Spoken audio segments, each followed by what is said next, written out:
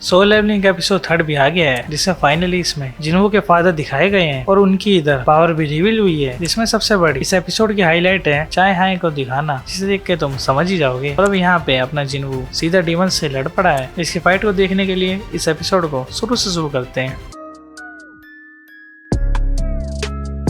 Episode की शुरुआत में ही यूजिनो और सेंग जिन्हू होते हैं, जिसमें जिन्हू के सारे शैडोज डंजन के लोगों को हरा के यहाँ के जेम्स कलेक्ट कर रहे हैं। अब इसे देख के जिन्हू बोलता है, क्या ये आपके स्किल में से एक है बिग ब्रो? इसमें जिन्हू बोलता है, हाँ ये तुमने पहली बार देखे होंगी। अब इन शैडोज को जेम्स कलेक्ट करते देख जिन्हू बोलता है, बिग ब्रो एटलीस्ट मुझे जेम्स तो कलेक्ट करने दो। अब इसमें ये शैडो खुद इसे जेम्स दे देते हैं, जिसे देख के जिन्हू भी थोड़ा शौक होता है। फिर अब ये शैडो और जिन्हू यहाँ के जेम्स कलेक्ट करने लग जाते हैं, जिसके बाद अजीब सी जगह दिखती है जिधर सब पानी सा होता है और इधर कोई शिप टूटी हुई होती है, जिसमें कुछ लोग होते हैं और उन्हें इस बंदे ने मार दिया है, जिसमें एक एक्टर भी डरा हुआ है। और अब इसमें सामने वाला बंदा कहता है, जा चिल्ला मत, वो बस बेहोश हुए हैं और हाँ थोड़ी इंग्लिश मुझे भी आती है, I am human and I want to go home. और फिर इसके बाद इसे मारने को होता है, जिसके बाद अब सोल लेवलिंग का इंट्रो दिखता है, जिसके खत्म होने के बाद जिन्हू और जीनो ये दोनों डंजन से बाहर आके खाना खाते हैं और बियर पीते हैं, जिसमें जिन्हू बोलता है कि इसने अब 19 क्वेस्ट कंप्लीट कर लिए हैं। और अब ये पूछता है कि अब जिनो इसके बाद क्या करेगा, जिसमें जिनो बोलता है कि हंटर एसोसिएशन से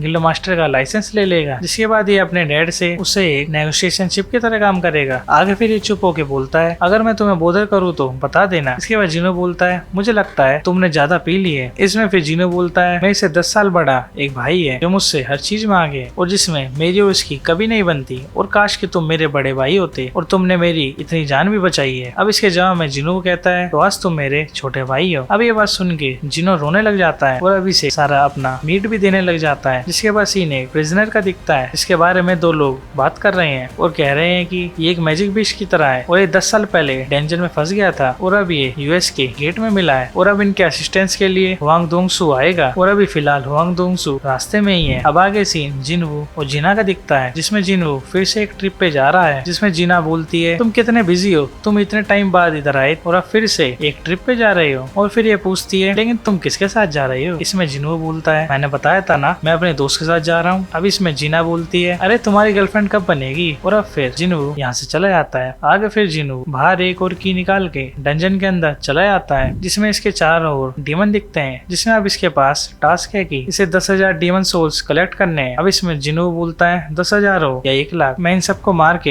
एलेक्सर ऑफ लाइफ लेके ही रहूंगा। जिसके बाद सीन जिनो का दिखता है, जिसमें जिनो अपने फादर से गिल्ड को खुद लेने को कह रहा है, जिसमें इसके फादर बोलते हैं, तुम्हें पता है तुम्हारा भाई पहले ये गिल्ड को चला रहा है। जिसमें अब जिनो बोलता है, हाँ पर वो अपने गिल्ड के गिल्ड मास्टर को किसी और को बनाने को कह रहा है, जो कि कंपनी के लिए खराब होगा। आगे फिर इसके डैड बोलते हैं, ये जरूर जिनो की वजह से होगा जो तुम्हें गिल्ड मास्टर का लाइसेंस भी मिला है, और ये जिनो वही है ना जो 3 बड़े इंसिडेंट में शामिल था और अब ये रेड गेट में से भी बच गया है, और बाकी सभी रेड्स भी मुझे पता है जिनो, तूने उसी की बदौलत ये सारी रेड्स करी है। आगे फिर जिनो बोलता है, इसके बाद भी यूजिन गिल्ड इसे रन करना है। अब इसके डैड बोलते हैं, ठीक है लेकिन एक कंडीशन पे, अगर तू जिनवू को व्हाइट टाई गिल्ड में जाने से पहले यूजिन गिल्ड में ले ले तो तुझे ये गिल्ड मिलेगा। इसमें अब जिनो हाँ करता है। जिसके बाद सीन जिनवू का दिखता है, जिसमें अब जिनवू ने सारे डीमंस को मार दिया है पर अब ये इन्हें एक्सट्रैक्ट नहीं कर सकता, शायद ये डीमंस है इस वजह से। अभी अपने एक बियर का बॉस बुलाता है, जिसके बाद ये आगे जाता है पर अब कुछ डीमंस इधर आ जाते हैं, जिसे फिर ये बियर इन्हें मारते हुए आगे निकल जाता है। इसी बियर का लीडर का नाम टैंक है। इसके बाद हाई का सीन दिखता है जो स्विमिंग कर रही है। और भाई सच में इन लोगों ने इसे क्या ही एनिमेट करा है। और हाँ, इसका अगर मैं नाम सही से नहीं ले रहा तो मेरे को करेक्ट जरूर करना। और भाई सच में चाय को इसमें देख के अलग ही मजा आ गया। अब फिर इधर कुछ सोच रही है, जिसमें चाय हाय कह रही है कि जब इन्हें एंड के विंग्स मिले हैं तो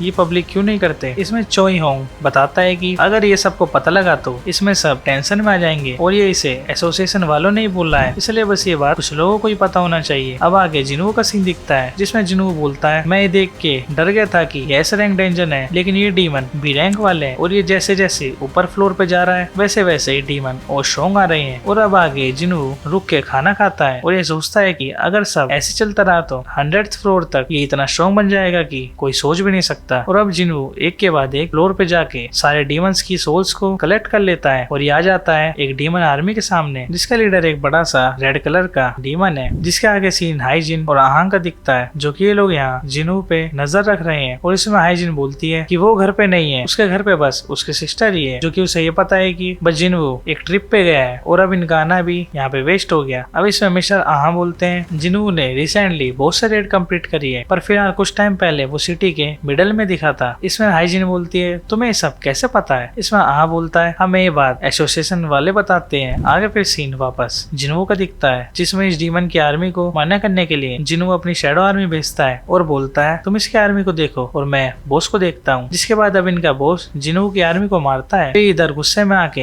एक पंच से जिनवू इसे दूर गिरा देता है, जिसमें देख के सोचता है कि लगता है मैंने अपने पॉइंट्स स्ट्रेंथ में ज्यादा डाल दिए हैं। और अब इसके बाद ये डीमन स्क्रीम करता है, जिसमें अटैक पहले वाले मोस्टर की तरह था जिसे ये लास्ट टाइम लड़ा था। आगे फिर ये डीमन भागते हुए आता है और इस पर अटैक करता है, जिसमें जिनवू आयन की शील्ड से इससे बच जाता है। फिर इसके बाद जिनवू एक ओपनिंग देख के डीमन पर अटैक करता है, पर ये देखता है कि ये डीमन इसकी मूवमेंट रीड कर सकता है, इसलिए जल्दी से इससे बचता है। और अब जिनवू इस डीमन को इसकी मूवमेंट रोकने के लिए और इसकी वीक जगह यानी हेड पे अटैक करने के लिए इसे कंफ्यूज करता है और इसे अपने पीछे भगवाता है। इसमें फुद्दू की तरह इसके पीछे भागता भी है और ये एक बिल्डिंग में टकरा जाता है, जिसमें फिर जिनवू स्पीड में भाग के इस पे अपने डैगर से इस डीमन का सर काट देता है। जिसके बाद अब जिनवू को इसे मार के वुड ट्री फ्रेगमेंट मिल जाता है, जो कि एलेक्सर ऑफ लाइफ के लिए जरूरी है। अब आगे सीन दोंगसू का दिखता है, जिसमें इस प्रिजनर से मिलता है कि एक मैजिक बीस्ट है जो ह्यूमन की तरह दिखता है। इसमें प्रिजनर बोलता है मैं ह्यूमन ही हूँ, तुम जाके डीएनए टेस्ट कर सकते हो। इसमें दोंगसू इसे चुप कराता है, पर फिर ये प्रिजनर इसे बोलता है ह्यूमैनिटी को गेट्स और बीस्ट के बारे में कितना पता है। इसमें दोंगसू इसे चुप कराता है, लेकिन फिर ये ज्यादा इस सवाल का पूछता है। इसमें अब दोंगसू पूछता है तो पूछने का जाता है। इसमें अब ये प्रिजनर बताता है कि ये बीस्ट और बाकी चीजें बस सरफेस लेवल की चीजें हैं और असली कैटास्ट्रोफी यानी रियल चीज तो अब अवेकन्ड हुई है और इसे रोकना मेरा गोल है। अब इसमें हुआंग इसे चुप कराता है और इसे बोलता है तुम्हें पता है इस वर्ल्ड में कितने हंटर्स है और अगर सारे एक साथ आ गए तो क्या होगा। इसमें प्रिजनर बोलता है इस थ्रेट के आगे कोई कुछ नहीं कर पाएगा और तुम भी पावरफुल हो। पर इसमें हुआंग बोलता है पर क्या, और देखो तो सही इस मैजिक बीस्ट का नाम भी है और इसकी वाइफ और 2 बच्चे भी हैं। जिसमें हुआंग इसे इसके सन का नाम पूछता है और ये बताता है इसका सन का नाम जिनवू है और अब यानी ये प्रिजनर और कोई नहीं जिनवू का फादर है। और अब ये प्रिजनर बोलता है 1 मिनट रुको, तुम ऐसे मर्डर इंटेंट की तरह क्यों देख रही हो। आगे फिर हुआंग बोलता है सवाल का जवाब खत्म, अब सुन तेरे सन मर गया है और अब तू उसके पास जाएगा। और अब ये दोनों अपना ओरा निकालते हैं और फाइट के लिए रेडी हो जाते हैं। आगे सीन जिनवू का दिखता है, जिसमें डीमन स्कल दिखता है। इसके पीछे जिनवू बोलता है देखते हैं डीमंस को भी फियर फील होता है या नहीं। इसके बाद जिनवू इसे मार देता है और अब इसके बाद इसका लेवल अप हो जाता है। फिर आगे एक सीन दिखता है जिसमें सारी चीजें जली हुई है और इधर एक बंदा बोलता है लगता है सब सही कहते थे, ऐसा जब ही होता है जब एस रैंक के लोग टकराते हैं तो उसके सराउंडिंग्स तक को असर पड़ता है। और अब इधर एक हुआंग दोंगसू हार चुका है और अब आगे सीन जिनवू का दिखता है। इसमें जिनवू बोलता है अब इसने 75 फ्लोर पूरे कर लिए हैं और अब इसके 25 फ्लोर ही बचे हैं और अब इसे इन सबसे इयरिंग और नेकलेस मिला है, जिसमें अब ये इन्हें पहन लेता है। और अब इसे एक